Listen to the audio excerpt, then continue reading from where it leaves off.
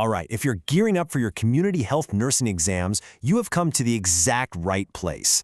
In this explainer, we're going to break down the essential toolkit that every community health nurse, or CHN, relies on. Think of this as your high-yield study guide to help you absolutely nail those core concepts. You know, this quote from Benjamin Franklin, it's a perfect way to kick things off. It's not just true for hitting the books for an exam, right? It's actually at the very heart of a huge topic we're going to tackle today: disaster planning. A community's health and safety really depend on its nurses being prepared, and that preparation starts right here, with understanding the fundamentals. Okay, so here's our game plan. We'll start by really defining the role of the CHN.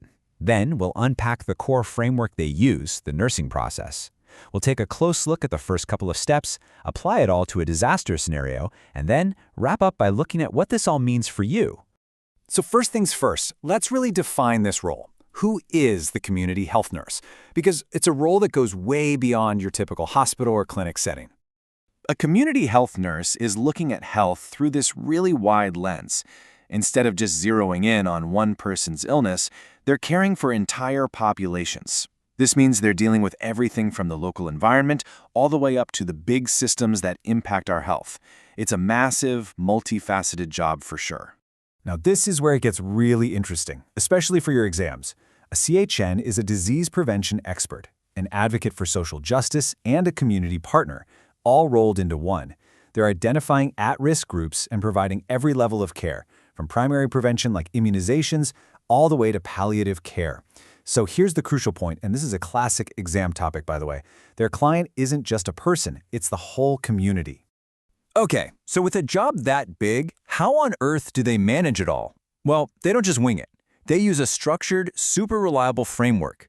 And listen up, because this is the absolute core of their toolkit and a major area for your exams. Professional models like this one are what guide their practice. And take a look at what's right there in the center, in the bullseye, the client. And that client could be one person, a family, or, even an entire community system. No matter what, they are always the focus of every single action the CHN takes. And boom, here is it, the process itself. You absolutely need to commit these 4 phases to memory: assessment, planning, implementation, and evaluation. It's this continuous loop, this cycle that lets CHN systematically tackle any health issue a community is facing. Think of it like the scientific method, but for community health, and you can bet you'll need to apply these steps in those scenario-based exam questions. All right, let's dive into that first and, honestly, most fundamental step: assessment. I mean, it's simple, right? You can't fix a problem if you don't really understand it, and that's exactly what this phase is all about. The whole goal here is to basically become a health detective. You're out there systematically gathering information to build this complete picture of the community's health. You're asking, what are its strengths? Where are the gaps in care? What are the biggest health challenges people are actually dealing with? So while you're in that detective mode, you're going to collect 2 main types of data. First, you've got your quantitative data. This gives you the hard facts, the numbers, the statistics, the what. But then you have qualitative data, and that's where you get the story behind the numbers, the why. This comes from talking to people, doing surveys and interviews, and you absolutely need both to truly understand the community. Okay, so you've done your detective work, you've gathered all this data. Now what? Well, now you move from just having information to actually taking action. This is where the CHN sifts through all that data to figure out the most pressing needs. I mean, you can't tackle everything at once, so prioritization is key. Then, nurses use tools like a PISO statement, which stands for population, intervention, setting, and outcome, to form a really focused question. This guides the whole plan for specific interventions, all based on principles like accessibility and public participation. Okay, now for the real test.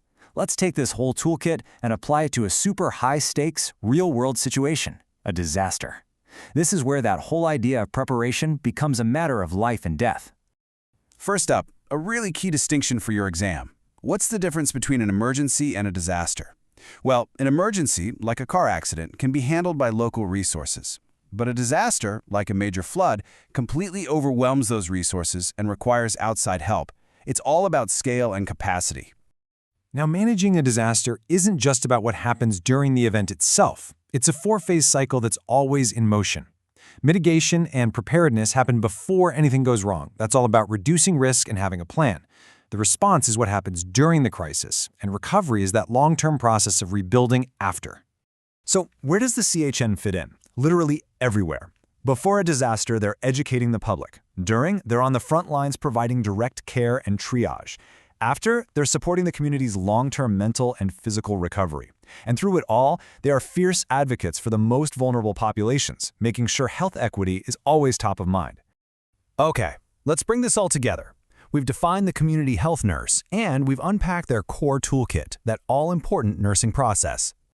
You know, the single most important thing to remember is that this framework, assess, plan, implement, evaluate, is universal. Whether a CHN is setting up a flu shot clinic, dealing with a public health disaster, or providing palliative care, this process is the bedrock for everything they do. So, if there is one thing you take away from this explainer for your exams, let it be this. Understand these 4 phases inside and out. They are your key to understanding the role of the community health nurse and how they make a real, lasting difference. But look, this isn't just about passing a test. It's about building a skill set. So the final question is for you. Now that you have the toolkit, how are you going to apply this process to tackle health challenges and advocate for social justice in your own future practice?